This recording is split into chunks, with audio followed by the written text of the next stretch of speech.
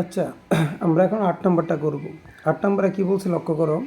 শতাব্দী ব্রাদার্সের 2017 সালে 30শে জুন তারিখের রেও মিলার অন্যান্য তথ্যগুলো নিম্নরূপ। এখানে বলছে উত্তোলন মূলধন। উত্তোলন কত? 2000 টাকা। আর মূলধন কত? 2,20,000 টাকা। এরপরে 2 নম্বরে বলছে নগদ তহবিল। আচ্ছা, আমরা আগে এন্ট্রিগুলো জানি কোনটা কোথায় বসবে। উত্তোলনের মূলধন কোথায় বসে? মালিকানার সাথে বসে। আর নগদ তহবিল, নগদ তহবিল কি? চলতি সম্পদ। এরপরে আসবাবপত্র, এটা কি? স্থায়ী সম্পদ। প্রাপ্য হিসাব, যত প্রাপ্য আছে সব চলতি। প্রাপ্য চলতি হিসাব, আর প্রাপ্ত অন্যান্য নয়। প্রাপ্ত আর প্রাপ্য, বিষয়টা মনে রাখবেন। তারপরে বলছে এখানে অগ্রিম বিমা সেলামি। অগ্রিম, যত অগ্রিম আছে সব কি? চলতি সম্পদ। এরপরে বলছে কি 12% বন্ডে বিনিয়োগ, এটা তো দীর্ঘমেয়াদী বিনিয়োগ। 12%। আচ্ছা, এখানে 12% বলছে না স্যার? একটা বিষয় মনে রাখবেন, এই বিনিয়োগের যে পার্সেন্টটা এবং ঋণের যে পার্সেন্টটা, এখানে কিন্তু সুদ আসবে। তাহলে এখানে কত পার্সেন্ট? 12%। এটাকে 12% করে যে সুদটা আসবে ওটা বিনিয়োগের সুদ, একবার বসে অন্যান্য আয়ে, একবার বসে চলতি সম্পদ। এটা মনে রাখবেন। আর বিনিয়োগটা পুরোটা বসবে কোথায়? দীর্ঘমেয়াদী বিনিয়োগে। আর এখানে বলছে ব্যাংক জমাতিরিক্ত উত্তোলন। ব্যাংকের অতিরিক্ত জমার অতিরিক্ত উত্তোলন করলে এটাকে বলে চলতি দায়। অতিরিক্ত মূলধন, অতিরিক্ত মূলধন কোথায়? ওই মালিকানার সাথে মূলধনের সাথে গিয়ে যোগ হয়। মূলধন পরে যোগ অতিরিক্ত মূলধন। বিলম্বিত বিজ্ঞাপন, বিলম্বিত বিজ্ঞাপনের নাম হচ্ছে অলিক সম্পদ। এটা কি সম্পদ? এরপরে বলছে তোমার আয়কর। আয়কর কি? মালিকানা শত গিয়ে মাইনাস হয়। এরপর বলছে বকেয়া বেতন। বকেয়া বেতন কি? স্বল্প মেয়াদি দায়, মানে চলতি দায়, যেহেতু এখানে বলে দিচ্ছে বকেয়া বেতনটা। আর সাধারণ সঞ্চিতি কি? মালিকানা শতে গিয়ে কি হয়? যোগ হয়। এটা সাধারণ সঞ্চিতি, এটা কিন্তু অন্য কোথাও পাও নাই, এখানেই পাইছে। সাধারণ সঞ্চিতি মালিকানা শতে গিয়ে কী হবে? যোগ হবে। এরপর হচ্ছে যন্ত্রপাতি। যন্ত্রপাতির নাম কি? স্থায়ী সম্পদ। যন্ত্রপাতির নাম কি? স্থায়ী সম্পদ। এবার নিচেরগুলো আমরা একটু পড়ি। সমাপনী মজুত পণ্যের মূল্য কত? 30,500 টাকা। আচ্ছা, এখন সম্পূর্ণ মজুত পণ্য তো জানি কোথায় কোথায় বসে? একবার বসে বিক্রিত পণ্যের ব্যয় কি হয়? যোগ হয়। বিক্রিত পণ্যের ব্যয় যোগ হয়। বিক্রিত পণ্যের ব্যয় আসে মাইনাস হয়। হ্যাঁ, বিক্রিত পণ্যের ব্যয়গুলো থেকে সম্পূর্ণ মজুত পণ্য মাইনাস হয়, আর চলতি সম্পদে যোগ হয়, প্লাস হয়। এরপরে পরের স্টেপটা বলছে ব্যবসায় হতে মালিক ব্যক্তিগত জীবন বীমা প্রিমিয়াম এত টাকা প্রদান যা হিসাবভুক্ত হয়নি। আচ্ছা, এখন মালিকের ব্যক্তিগত জন্য দিচ্ছে, ঠিক আছে? অনেকে ভাবে এটা লেনদেন না, লেনদেন। মালিকের ব্যক্তিগত জীবন বীমা যে প্রদান করলো, কোত্থেকে টাকাটা নিছে? ব্যবসা থেকে। বলে তো দিছে ব্যবসা হতে, তার মানে এটা ব্যবসা থেকে টাকাটা উনি উত্তোলন করছে। মালিক যদি ব্যবসা থেকে কিছু নেয় সেটাকে বলা হয় কি? উত্তোলন। উত্তোলন কোথায় যাবে? মালিকানা সতে যাবে। কথা ঠিক আছে? এরপরে 2টি 1,000 টাকার নোট নষ্ট হয়ে গেছে। এটা বিবিধ ক্ষতি। বিবিধ ক্ষতি কোথায় হয়? অন্যান্য অন্যান্য ব্যয় হয়। এরপর হচ্ছে বিনিয়োগের সুদ অনাদায়ী রয়েছে। ওই বিনিয়োগটা করছিলাম, এখানে সুদটা আসবে। বিনিয়োগের সুদ কোথায় বসে? অন্যান্য আয়ে বসে দ্বিগুণী দেয়, সরি চলতি সম্পদে।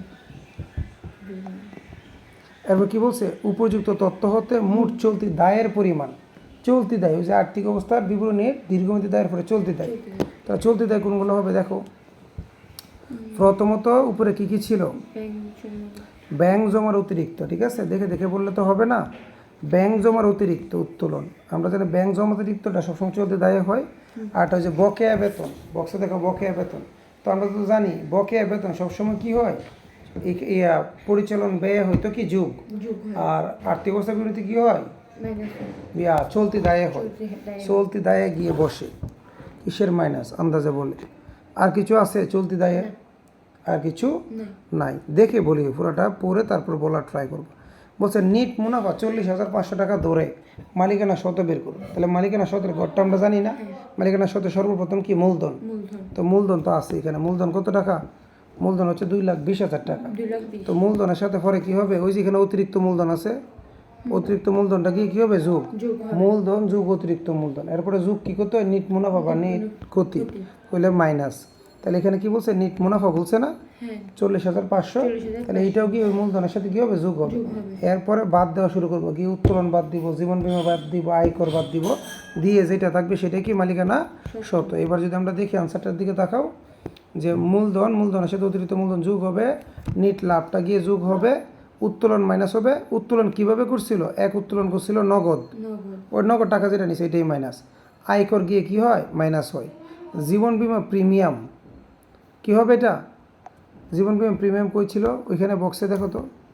জীবন বীমা প্রিমিয়াম এটা বক্সের বাইরে আছে 2 নম্বরে ও। সমন্বয়ে কোথায়? সমন্বয়ে এই যে জীবন বীমা প্রিমিয়াম বাবদ যে 5,000 টাকা, আমরা যে একটু লক্ষ্য করে, আচ্ছা আগে এন্ট্রিগুলো আমরা একটু মিলাই। এন্ট্রিগুলো একটু দেখো তো। সরি, প্রথমে প্রারম্ভিক মজুত পণ্য 2,20,000, ঠিক আছে। অতিরিক্ত মূলধন কত? 20,000 টাকা। কি যোগ হবে? নিট মুনাফা কত? 2,40,000 নিট মুনাফা কত? 40,000 নিট মুনাফা 2,40,000। হ্যাঁ আচ্ছা ধরো নিট মুনাফা দিলাম কত? 40,000 জানি।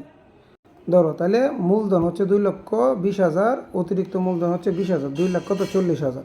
আর নিট লাভ প্রশ্নে বলে দিচ্ছে 40,500। এটা যদি যোগ করি টোটাল আমার কত দাঁড়াচ্ছে? 2,80,000 টাকা। 2,80,500 2,80,500। এরপর এখান থেকে বাদ দেওয়া শুরু করবো। বাদ কি দিব? উত্তোলন।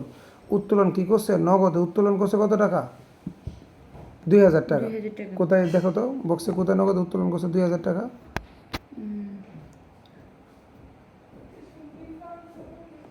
কোথায় আছে বলো? নগদ উত্তোলন নগদ উত্তোলন কোথায় আছে বক্সে বা বক্সের বাইরে? 2,000 টাকা কোথায় আছে নগদ উত্তোলন? মালিক উত্তোলন করছে 5,000 টাকা, এটা ঠিক আছে। উত্তোলন উপরে আছে উত্তোলন 2,000 উত্তোলন 2,000। আমরা জানি উত্তোলন কি হয়? মাইনাস হয়। উত্তোলন কি হয়? মাইনাস মাইনাস হয়। তাহলে যে উত্তোলনটা নিয়ে মাইনাস করলাম, এটা হচ্ছে নগদে। আর আয়কর বাবদ, আয়কর কত ছিল? 1,500। 500 না? নগদ কই? এটা নগদ 1,500 নগদ 1,500। আর উত্তোলন কত?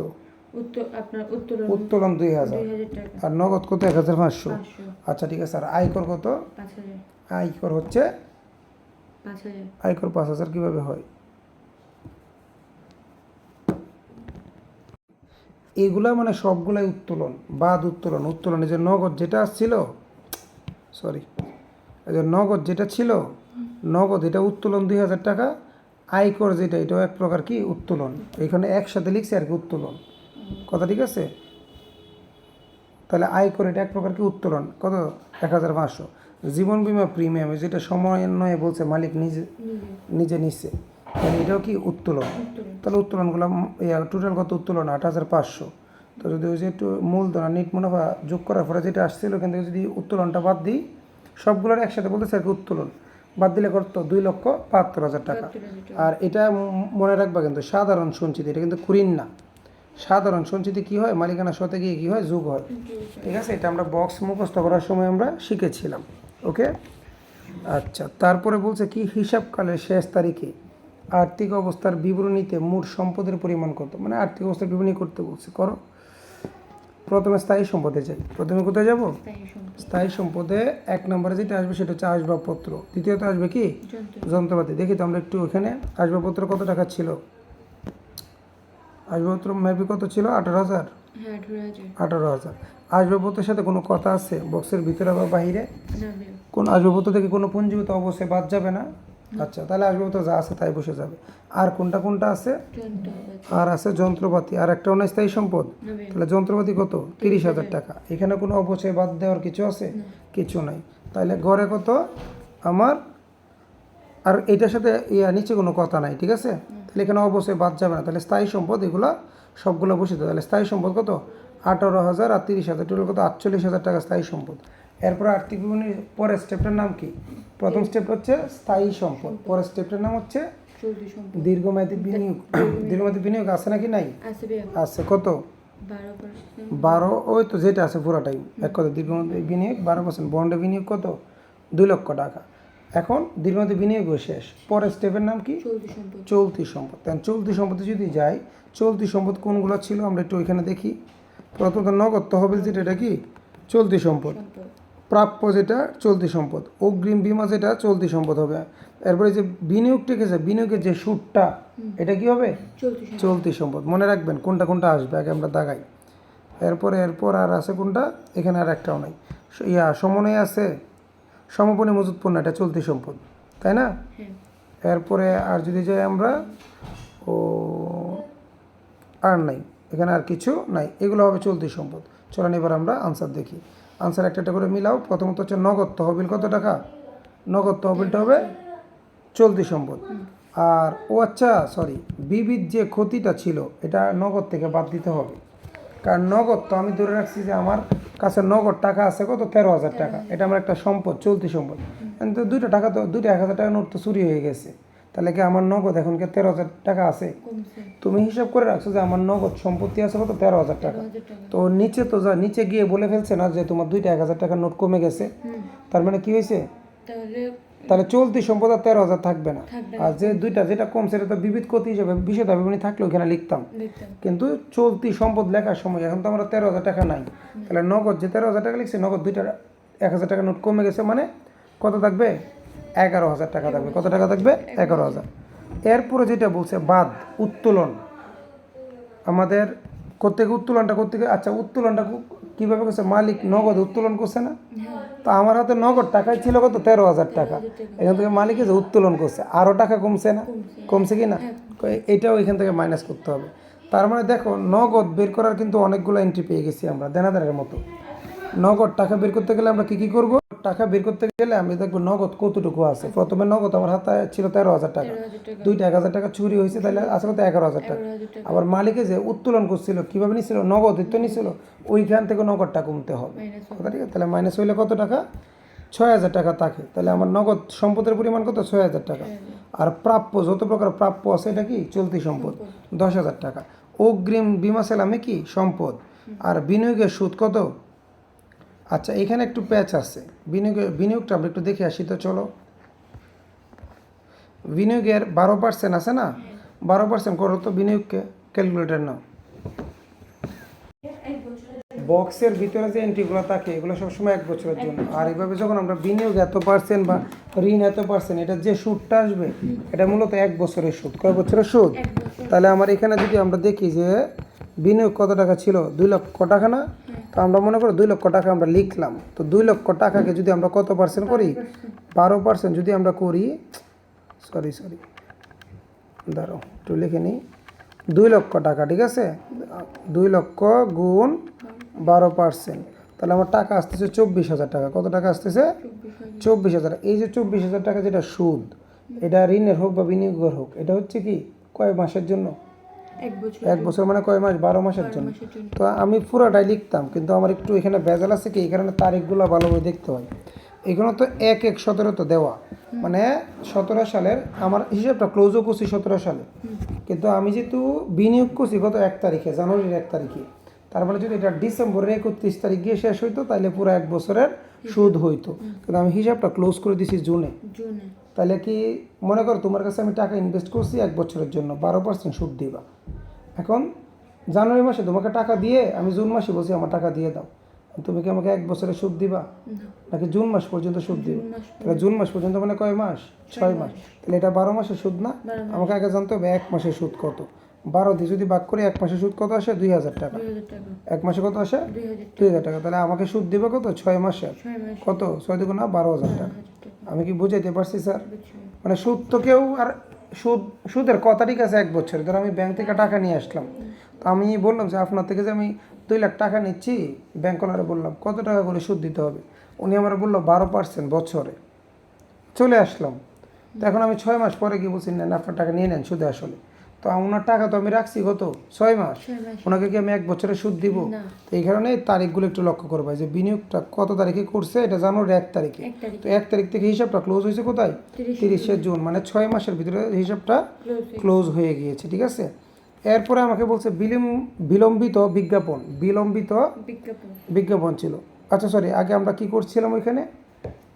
চলতি সম্পদ, না চলতি সম্পদের বিনিয়োগের সুদটা গেছিল, চলতি সম্পদ আরও আছে না, বিনিয়োগের সুদের পরে সমাপনী মজুদ পণ্যটা। আচ্ছা এই দেখো এই বিনিয়োগের সুদ, তোমাদের এইগুলো লিখতে হবে না, এগুলো লেখার দরকার নেই, তুমি ডাইরেক্ট যদি এখানে 12,000 টাকা লিখে দাও তাও হবে বিনিয়োগের সুদ। এবার সমাপনী মজুদ পণ্য গিয়েও কী হয়? যোগ হয়। তার টোটাল চলতি সম্পদ কত? 59,000 টাকা, আর উপরে ছিল 2 লক্ষ টাকা স্থায়ী সম্পদ। আচ্ছা এবার চলতি সম্পদের পরের ইয়াটা কি? অলিক সম্পদ। অলিক সম্পদ ছিল বিলম্বিত বিজ্ঞাপন মানে অলিক সম্পদ। তো টোটাল সম্পদ কত? 3,11,000 টাকা। এখানে কি আমার কোনো দায় নাই? না ভাইয়া। আমাকে বলছে কি মোট, আচ্ছা না না, আর্থিক অবস্থা ভিত্তিতে মোট সম্পদের পরিমাণ বের করতে বলছে, দায় বের করতে বলে না, বলেন না। শুধু বলছে মোট সম্পদ। প্রশ্নগুলো লক্ষ্য রাখতে হবে। ওইটাও বের করতে হবে। আর্থিক অবস্থা বিবরণী করতে বলছে কিন্তু ফুলটা করতে বলে নাই। দেখো না, বিশদায় বিবরণীতে অনেক সময় ফুলটা করতে বলে না, বলে যে মোট মুনাফা পর্যন্ত বের করো, দ্যাটস ইট, অঙ্ক শেষ। হ্যাঁ।